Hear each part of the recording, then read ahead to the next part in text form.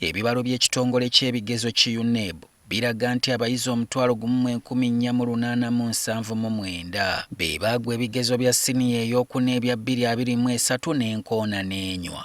Enkola ebadde nti bano baba bateekeddwa okuddamu ebigezo bino nga batuula eby'ab'omwaka mwe baddiddemu byennyini.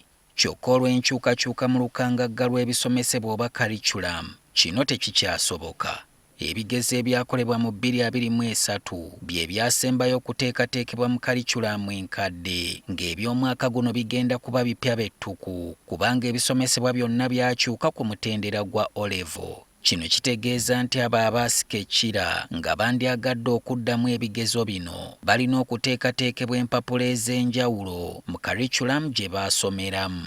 In order to address the challenges this transition poses, the board has taken the following measures: to administer a one-off transitional examination which will be administered later in the year, the exact date of which will be communicated. Bino babadde balina okubikola wakati w'Ogwomukaaga n'Ogwomusanvu omwaka guno, wabula UNEB esazeewo ebyongezeeyo bikolebwe wakati w'omwezi Ogwekkumi n'Ogwekkumi ate mu kiseera kyennyini nga n'abatuula ebya curriculum empya bakola ebyabwe. As a ministry, we have agreed that these learners who are going to repeat Senior 4 need ample time to prepare to retake the UCE in 2024 based on the old lower secondary curriculum.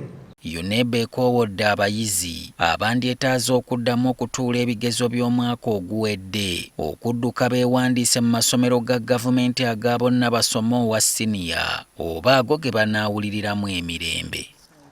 Minisita w'ebyenjigiriza n'emizannyo Janet Museveni yategeeza nti abayizi abaatuulira mu masomero ga bonna basome bayinza obutaba na busobozi obufuna ensimbi eziddamu okwewandiisa okukola ebigezo, nti era bano gavumenti y'erina okubafaako. Ebigezo bino eby'envuunula bibya era bitwaliramu n'abo abeewandiisa wabula ne batafuna biseera kulabikako kubiwandiika oba abaawanduka mu kusoma olw'ensonga ezitali zimu kubanga bulijjo akabi tekabula mu ssombe Kimbagaya yakasombera abalama.